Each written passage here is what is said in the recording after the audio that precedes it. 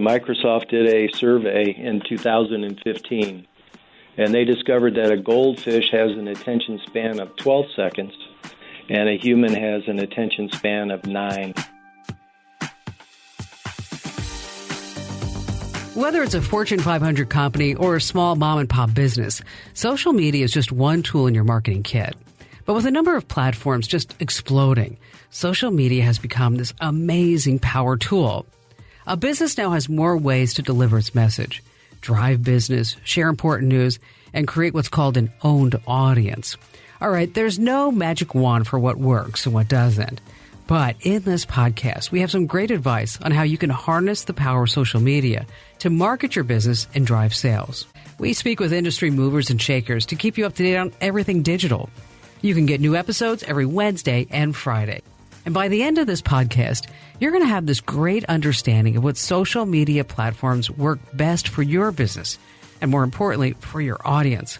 We're going to tell you how to craft your message depending upon the social media outlet. You're going to learn so much. We're also going to tell you the secrets of steering internet traffic your way and creating that owned audience. So stay right where you are, because I have to extend a special thank you to our partners in this podcast. They help make it possible.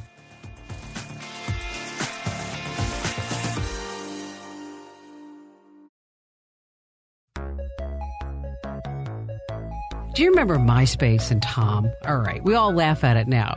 But when MySpace.com first set foot on the virtual planet, it was one small step for man and a giant leap for social media. And before long, MySpace was eclipsed by Facebook, and soon, well, it went the way of dinosaurs. But in the post-Facebook world, we now have Twitter, Instagram, LinkedIn, Tumblr, YouTube, Snapchat, Pinterest. Oh my gosh, and the list goes on. And if you're overwhelmed as a business owner, don't be. Just relax. Remember, you don't have to be on every single social media site. I'm super excited because, well, Mike Huber from Vertical Measures, a huge digital marketing firm, he's here with us on this podcast. And Mike has some incredible insight. He's going to help us decide the best leverage tools and how to use social media to market our businesses. He's got the inside scoop on messaging, how to shape your message for a particular site, and find the platform that's most compatible with your users, with your customers, your audience. And also on this podcast is Jeremy Wood of Hootsuite. He's going to tell us about how artificial intelligence is shaping content on business sites, and also how to use analytics to better focus the timing of your messaging. I mean, have you ever thought about it? Should you be posting on social media at 10 o'clock in the morning on a Saturday, or maybe 10 o'clock at night on a Monday? And before we get to all of that, first, a huge thank you to our partners, because let me tell you, they help make these Komando On Demand podcasts possible.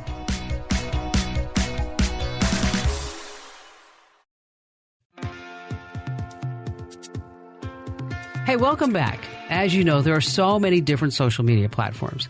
Not to mention, are you ready for it? Streaming content websites, gaming apps, all the other apps. Let me tell you, it's getting more and more difficult for companies to get their messages through.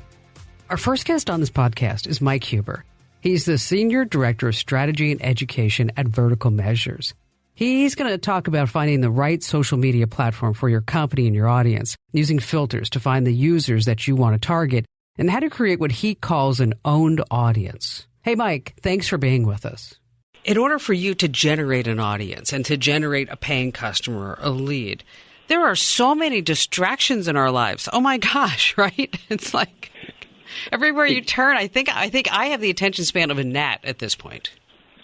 Well, actually, Microsoft did a survey in 2015, and they discovered that a goldfish has an attention span of 12 seconds, and a human has an attention span of 9.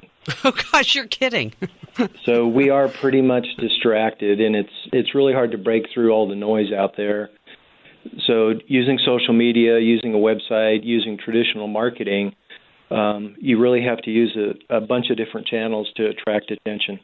Is there one channel in particular that works better than another? I mean, although it really depends upon the product and the audience, doesn't it?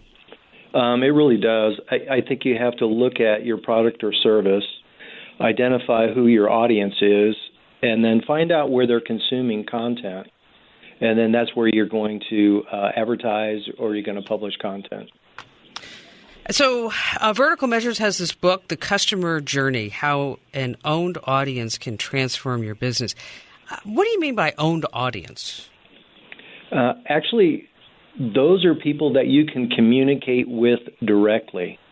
And when we talk about an owned audience, we actually look at 3 different tiers of an audience. So tier number 3 is actually people that may have come to our website, they've consumed some content, and we've dropped a cookie on them so we can retarget them as they go to other websites. We know they're interested, but it's at a lower level. That second tier, which is a little bit closer to that is actually them using social media channels. And it could be LinkedIn, it could be Facebook, it could be Instagram.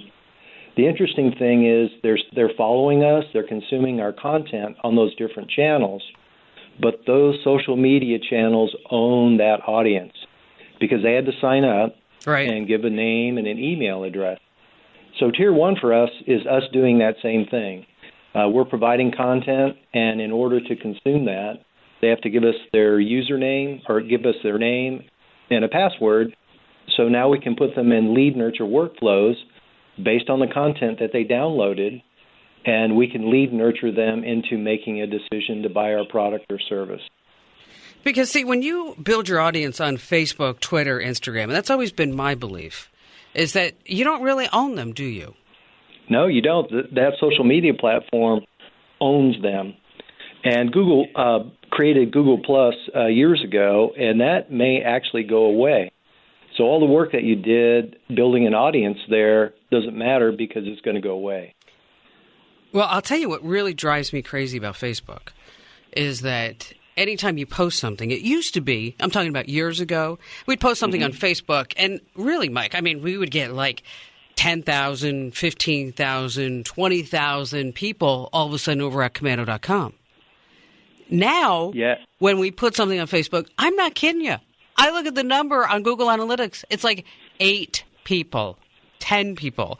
And then Facebook comes up and says, hey, do you want to boost the post for $3,000? I'm like, not really. So I really feel like I got taken advantage of because I was never the one in the beginning who said, go join me on Facebook. Because I always thought, you know what, this is going to backfire someday. Okay. And so that's why when you look at Komando.com or the Kim Komando Show, even though we have 6 point whatever million listeners per week, we don't have a huge Facebook footprint because I never really pushed them there. Well, I think what happened in the past is companies like yours, because you created content, you helped build the Facebook audience. And now they're just trying to capitalize on that audience and make money based on the content that you're posting. So they filter what you post now, and as you mentioned, you reached 30-some thousand people who came to your website because of your post. Now it's less than 2% of the people out there going to actually see what you're posting. So is it worth boosting the post? I'll tell you, I tried, but I didn't do it for $3,000. I was like, okay, I'm going to give you $50. Okay, I didn't see anything. I think you can actually use Facebook selectively based on filtering the audience that you're trying to reach, and it can be really cost effective.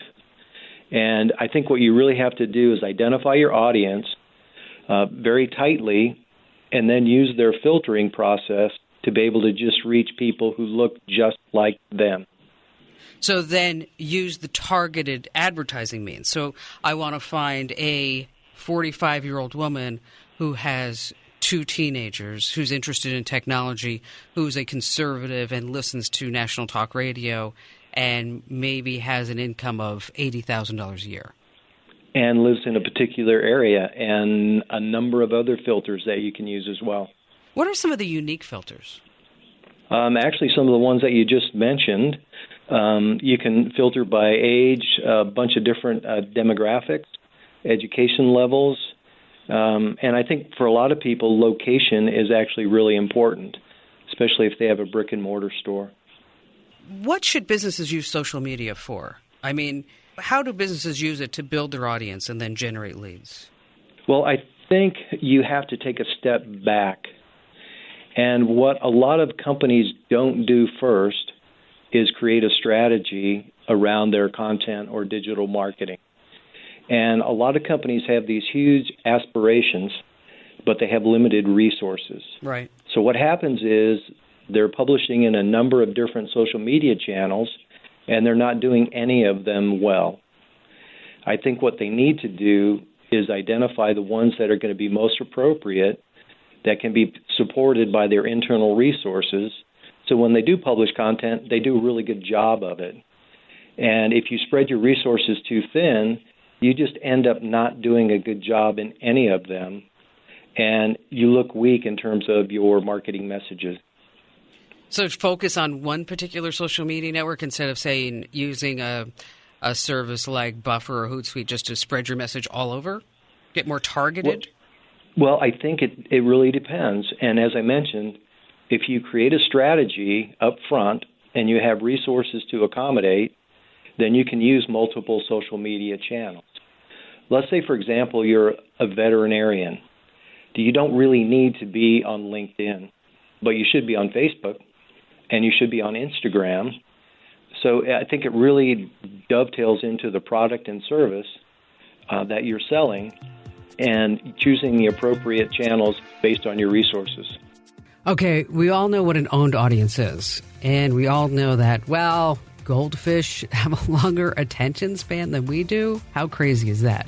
Mike's going to be with us later on the podcast, but coming up next, Jeremy Wood of Hootsuite. Jeremy has some great information on tools that you can use to improve your web content. But first, a special message from one of our partners, because they help bring us Komando On Demand podcasts.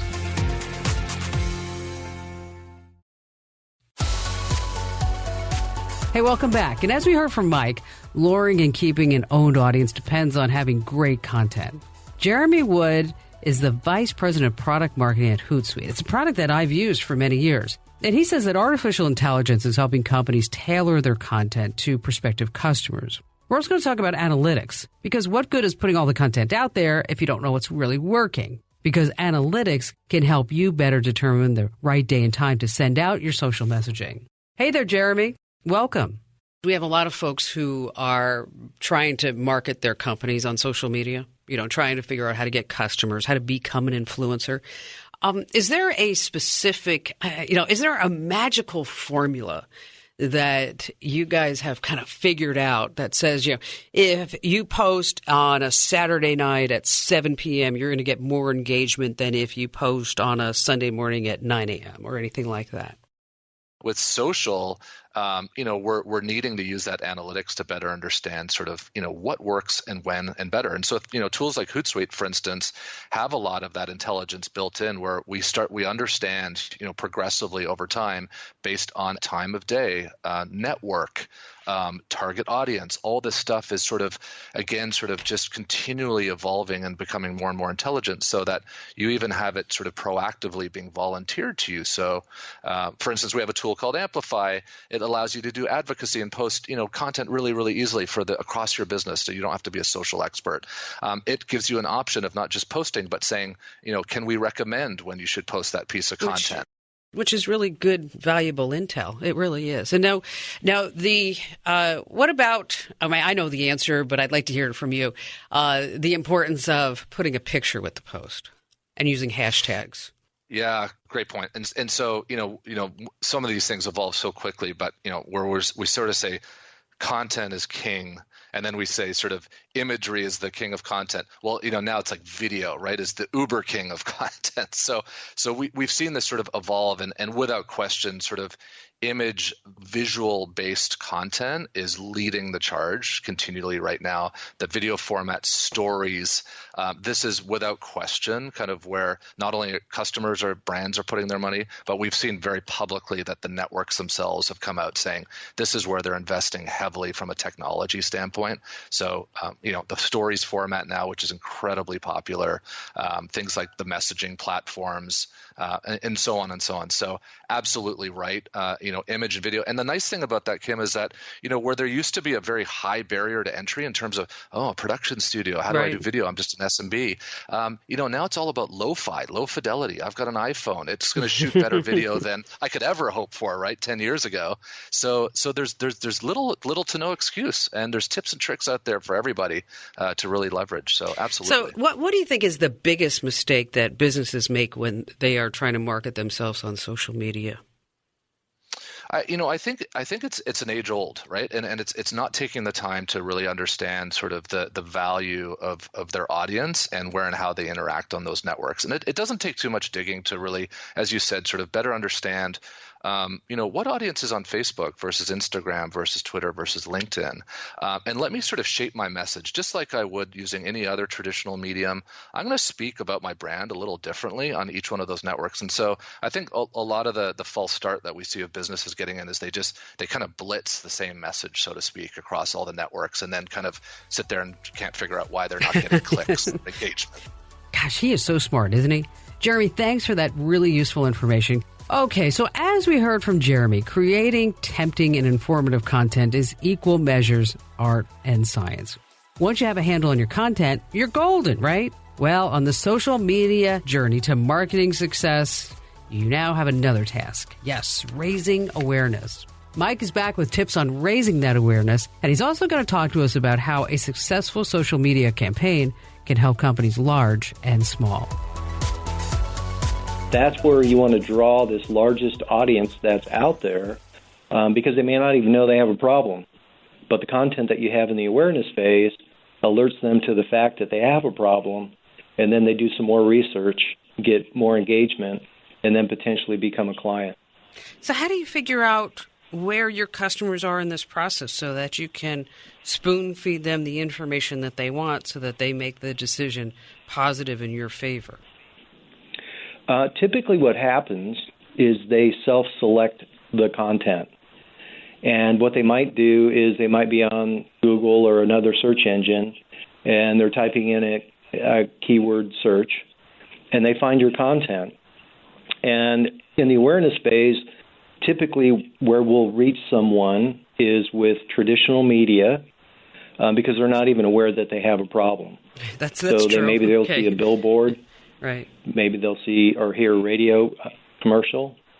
And once we reach them and they learn who we are and they land on our website, then our job is to have calls to action and consideration content that helps them engage with us. And we're going to try to solve their problem, answer their questions, and then move them through the journey. So I use anytime I talk to an advertising agency with us, and whether it's digital, online, offline, radio, TV, whatever it is I like to use the phrase educate and then we activate. Is that similar to what you're talking about? Actually, I think that's a really good analogy because the activate is really about engagement. And our job then is to get them to that next step, which is to actually sign up. How long does it take for you to figure this out? I mean, I'm just thinking about our customers and our listeners and viewers and, the products and services that we offer. I mean, we have different people at different parts of this journey. So how do you make sure that you're delivering the right message to the right viewer? I think a lot of that has to do with understanding who your audience is. And in a lot of cases, you can use your own first-party data. So current customers that you have, who are they? What do they look like? Where do they consume content? What different social media channels?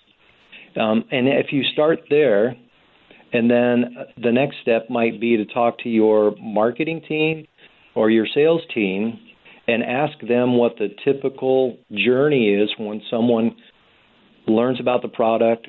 How many touch points does it take before they actually sign up or move to a decision phase where they're actually talking to a salesperson? The Dollar Shave Club. And the Dollar Shave Club actually built their business as a subscription business. So they sold razors and shaving cream. And Unilever bought them for $1 billion. And they bought them not to just sell razors and shaving cream, but Unilever is a consumer packaged goods company. So what they wanted to do was have access to that database, that owned audience, and be able to sell directly to them. So now instead of selling wholesale to retailers, they can sell retail to the end consumer. So that's one example.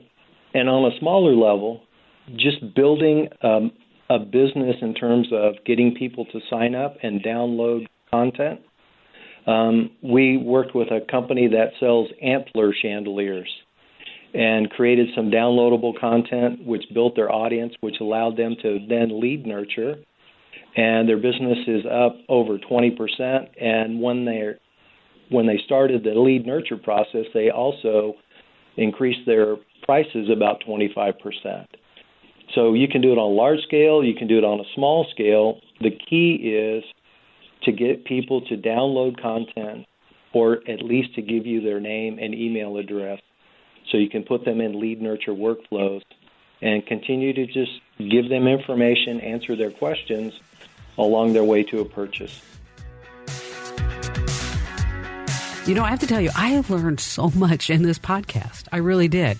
And if you want to learn more about social media marketing, well, you can visit my website, Komando.com, or how about me on social media? Yes, YouTube.com/Kim Komando, Twitter.com/Kim Komando, Pinterest.com/Kim Komando, and of course, Facebook.com/Kim Komando. Yeah, see how it all goes? Special thank you to our guest, Jeremy Wood, Vice President of Marketing at Hootsuite, and Mike Huber, Senior Director of Strategy and Education at Vertical Measures. And another terrific source of information is Mike's book, The Customer Journey, How an Owned Audience Can Transform Your Business. It's absolutely free, and you can find a link for it on my website. Hey, thanks for joining us for this special podcast. I thought it was fabulous. And do us a favor, okay? Do me a favor. Go ahead on Apple, Google, or wherever you get your podcasts. Be sure you hit that big old button that says subscribe. Yes, subscribe. So this way you get our podcast delivered automatically to you. And thanks for joining us.